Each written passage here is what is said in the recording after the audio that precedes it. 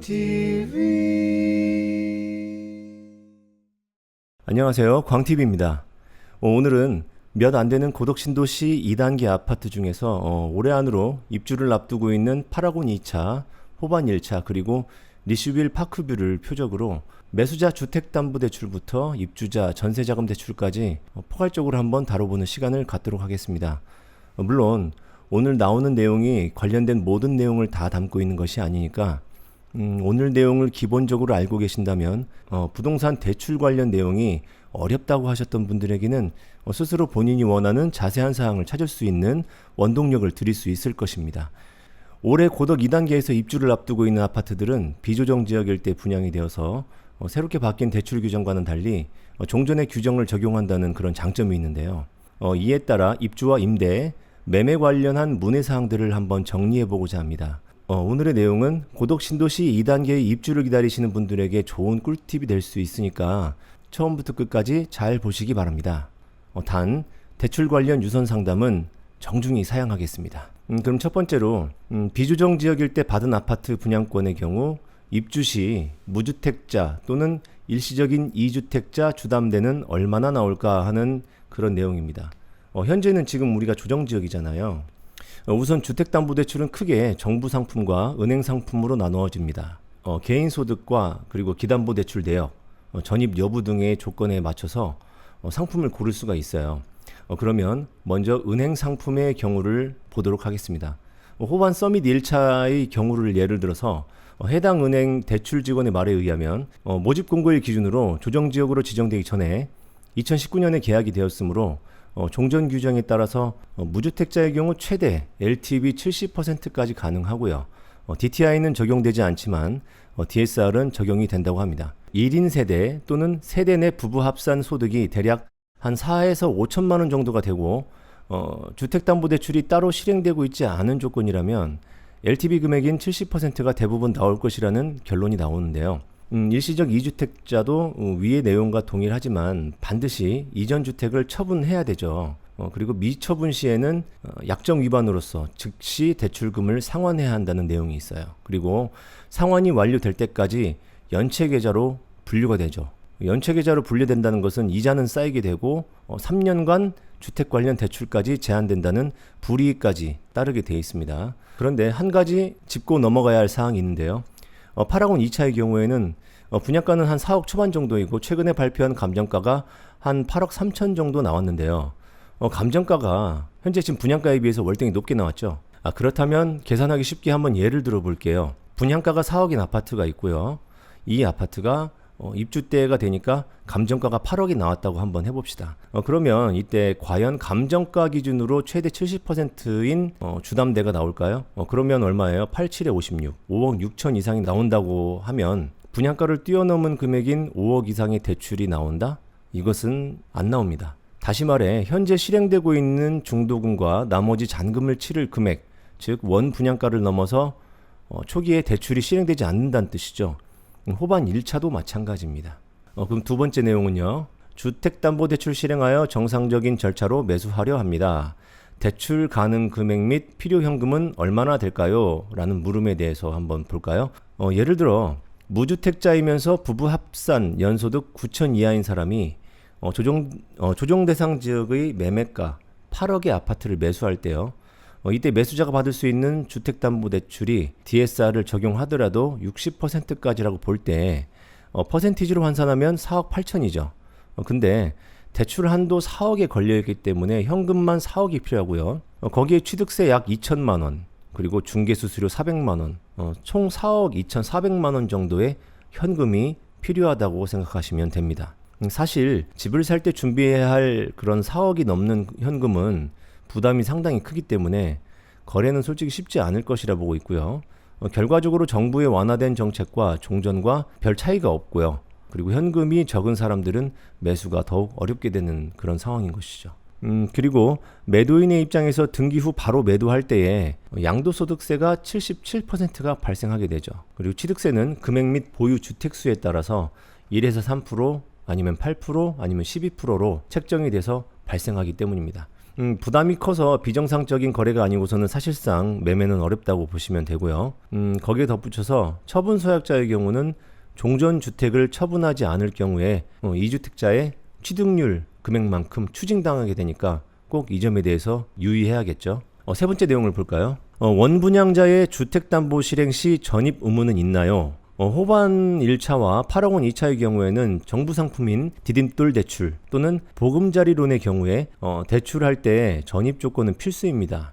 은행에서 자체적으로 실시하는 은행 상품에 대해서는 전입하지 않아도 된다고 합니다. 물론 이자 등의 장점은 정부 상품이 더 좋지만 입주하지 않고 바로 임대를 놓으시는 분들에게는 은행 상품으로서 조금 더 그 이자를 부담하더라도 자유롭게 자금을 융통할 수 있도록 하는 게 좋죠. 모두 처한 사항이 다르기 때문에 자신에게 맞는 대출 상품이 어떤 건지 잘 선택하시면 좋을 것 같아요. 디딤돌 대출을 받는 경우에는 무주택자나 이런 경우에는 전입 유지 기간은 대부분 1년이지만 여러 가지 많은 변수가 있기 때문에 자세한 내용은 주택담보대출을 실행하고 있는 은행들의 문의를 해보시기 바랍니다. 지금 며칠 안 남은 8억 원 2차의 잔금 대출 은행 밑에 지금 나가니까요.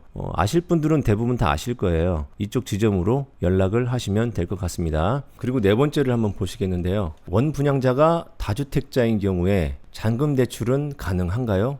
현재 감정가가 8억 3,700만 원인 8억 원 2차를 예를 들어서 보면 해당 은행에 한번 문의를 해봤어요. 근데 문의를 해봤는데 다주택자는 현재 중도금 대출이 실행 중인 곳에서 대출이 가능하죠.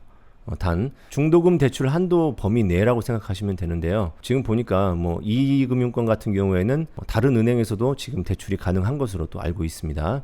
그리고 다섯 번째 한번 내용을 보시면 부득이하게 입주를 못하고 임대를 내려고 합니다. 이때 주담대 실행이 되는지 그리고 입주와 전입신고에서 대출 받은 후 다른 곳으로 전출하고 세입자에게 임대를 놓게 되면 불이익은 무엇인가요? 라는 내용이 있습니다. 이게 무슨 얘기냐면 주택담보대출을 받기 위해서 먼저 전입 조건을 채워놓고 그러니까 전입을 한다는 거죠. 그래 놓고 대출을 받는 거죠. 받은 다음에 본인이 다른 데로 전출을 가서 이제 세입자를 놓는다는 얘기예요. 전세든 월세든 그런 경우에는 어떻게 되는지라는 내용인데요. 사실 임대를 놓으려면 앞서 말한 그 전입 의무가 없는 조건인 은행 상품으로, 그러니까 정부 상품이 아닌 은행 상품으로 대출을 실행하면 되는데요. 보증금이 적다면은 문제가 없겠지만은 우리가 이제 전세를 풀로 받는다고 하죠. 전세를 다 받는다고 하면 유흥자를 포함해서 주택 가격 대비 60에서 70%를 넘기지 않는 범위 내에서는 사실상 가능은 하겠죠. 사실은 주택담보대출이 실행되어 있는데 전세를 안 들어오려고 하겠죠. 그리고 전세자금 대출을 실시를 하더라도 그 전세자금 대출 실행하는 은행에서 잘 통과를 안 시킬 겁니다. 그래서 이처럼 풀로 전세를 받는다고 한다면 주택담보대출 실행을 하지 않을 것을 권장하는 바입니다. 여섯 번째로 세입자가 전세자금 대출을 받는 경우에 전세보증보험 가입 조건은? 에 대해서 이제 물어보는데요. 자, 우선 전세보증보험은 임대인이 임대사업자인 경우에는 임대인이 직접 들어주는 것이 의무죠. 근데 대부분은 임대사업자가 아니기 때문에 이런 경우는 임차인이 진행을 해야 됩니다.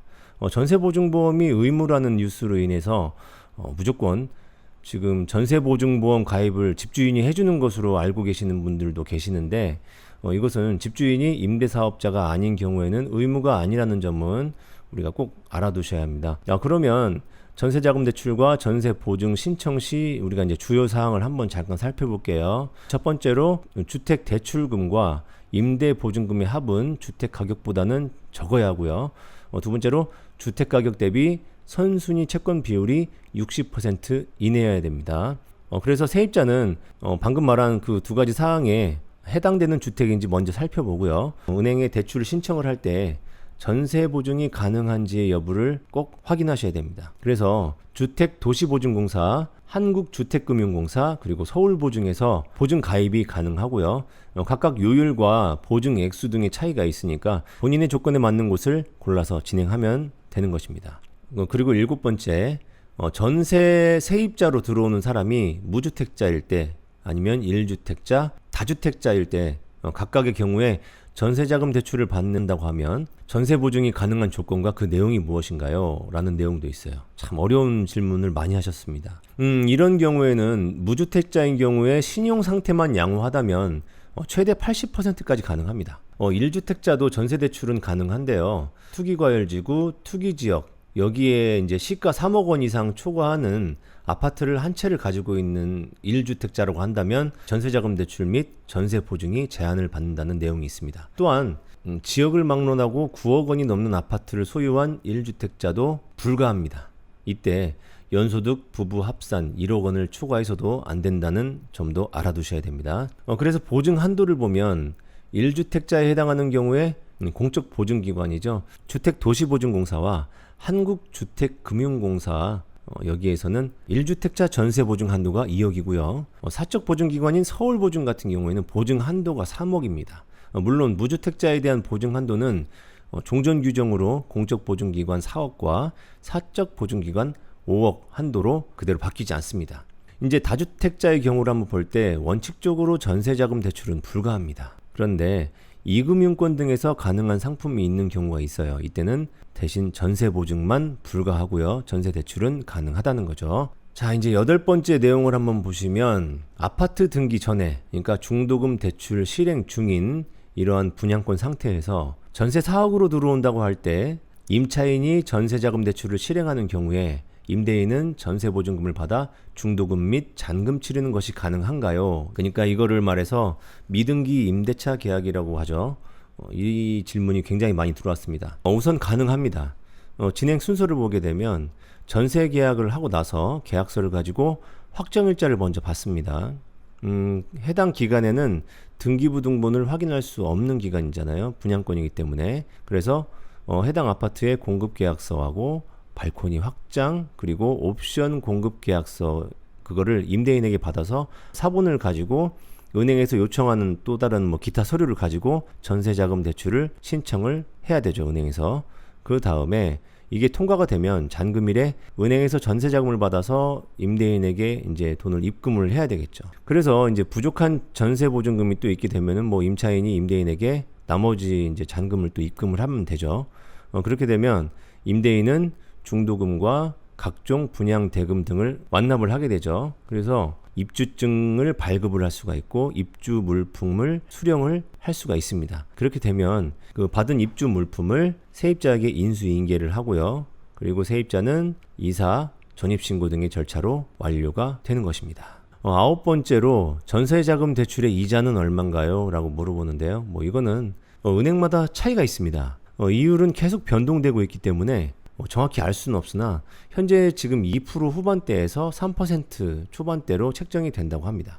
그리고 10번째, 현재 2년 거주 및 보유 없이 등기 후 바로 정상적인 매매 거래를 할 경우에 채무 인수를 통해 대출 승계가 가능한가요? 라고 물어보시는 분도 있어요. 우선 채무 인수는 불가합니다. 매수인이 매도인의 집을 구하는 것이기 때문에 상호, 그러니까 매도인과 매수인의 대출 조건이 완전히 다르겠죠.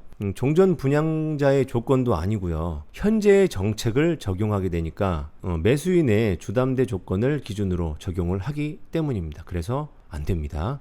마지막 그리고 11번째를 보시면 현재 분양권 상태에서 매매를 하려면 복등기를 해야 할 수밖에 없는 상황인데요. 어떻게 하는 방법이 없나요?